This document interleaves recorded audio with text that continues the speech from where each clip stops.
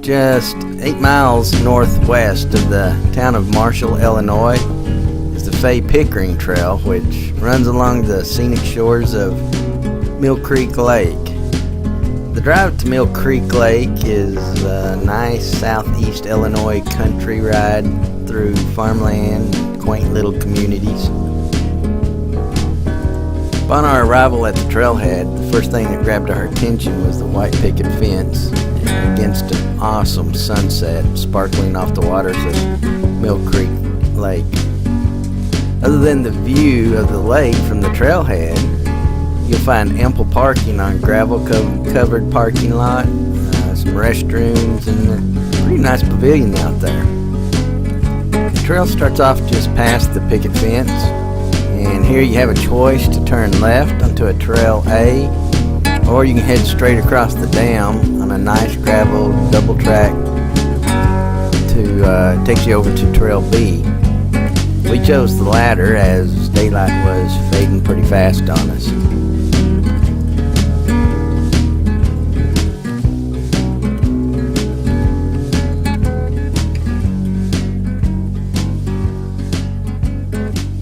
Once we got across the dam, we headed straight onto the single track of Trail B, which quickly ducked into a grove of trees on the ridge. Before long, the trail took us out of the trees and off of the ridge into a field and right along the shoreline of the lake. The day we were out there, it was like 90 degrees, and the thought of stopping to take a dip in the lake was very tempting. But the thought of riding the rest of the trail with a soggy bottom, not so appealing.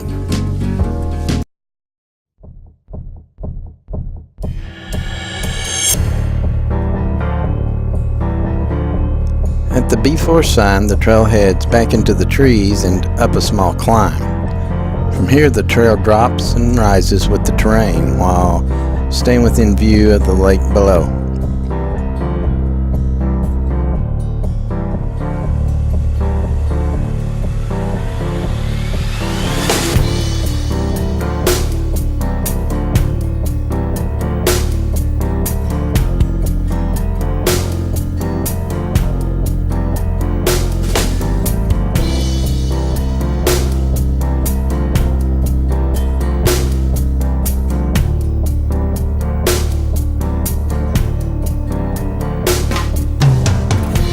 At the C1 marker, we went right onto the C trail.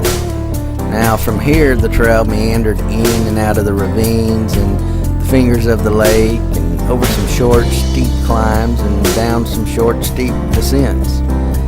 There was nothing really technical on this trail. Physically, the Trail C gave us a pretty good workout though, with all the short but steep little climbs out there.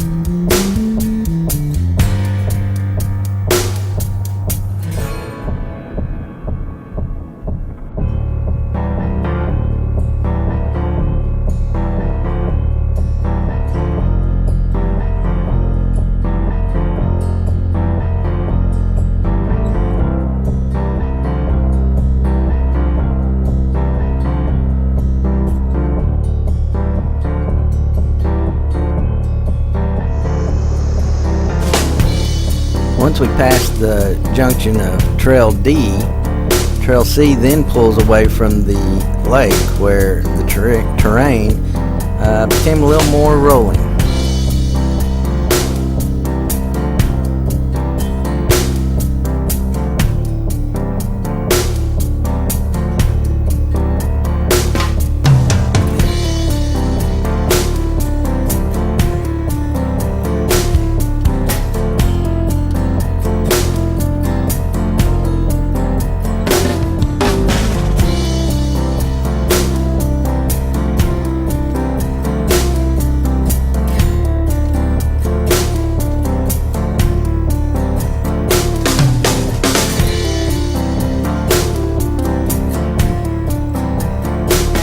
There are some small dips about 2 miles in on Trail C that have some short, steep descents that transition into equally short and steep climbs.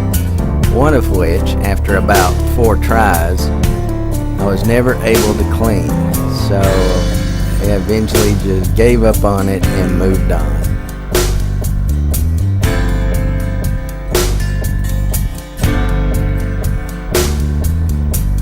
At the C10 junction, we continued straight and back on to Trail B.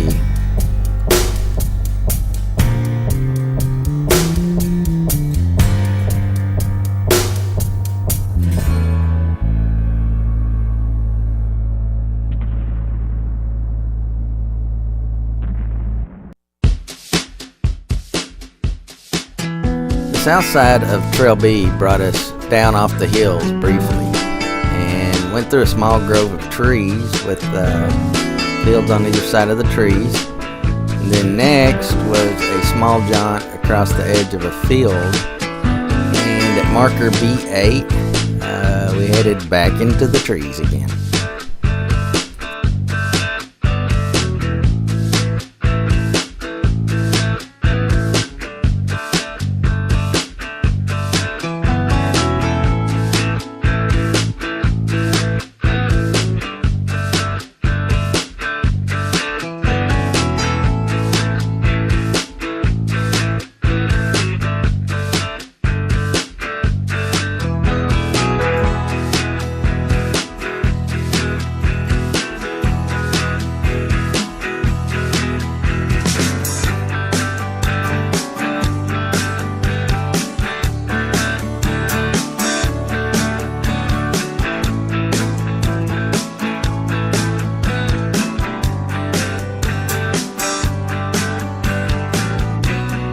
In one section near the end of Trail B, we encountered a rapid succession of steep descents and climbs. I have to admit those climbs are leg burners, but the descents were awesome and they were well worth the price of the climb.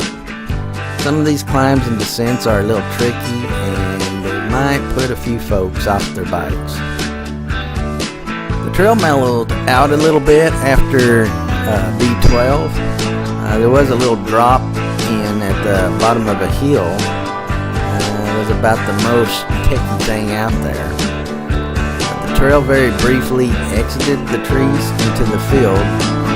When it re-entered the trees, we had a few more steep little climbs to battle to get back up level with the top of the dam.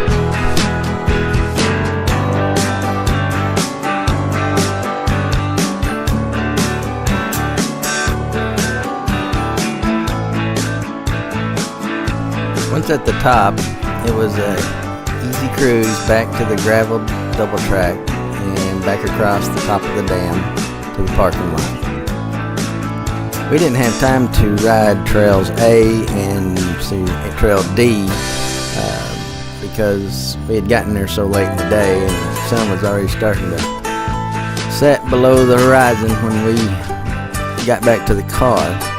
But from what I've heard, those other trails are just as awesome as B and C trails, so if you're ever out there, you definitely want to go check those out. This was my second favorite ride of our trip this year. The trail had really good flow to it and it was well laid out. Kudos to the person that created it. They did a great job. The terrain made for a really fast and fun ride, and the bench cuts on the side of the hills were well done. Tread on this trail is hard packed and I didn't see any loose rock out there. And so I don't know how good it would be for a ride after a rain. I would definitely check conditions before going out there. Scenic wise, it's not too bad with that lake being in view most of the time. And the corridors are wide in those open woods. The trails seem to be well maintained and signed. Technically, I did not find that much out there that would hinder a beginner rider, except for maybe a few of the climbs and descents. Physically though, the climbs are short, they are numerous, and many are steep. There's a total of about 9 miles of trail that can be customized to fit the length of any ride you're looking for. So if you happen to be going down the I-70 corridor in Illinois, I'd recommend taking a little break from the travel and checking out these trails.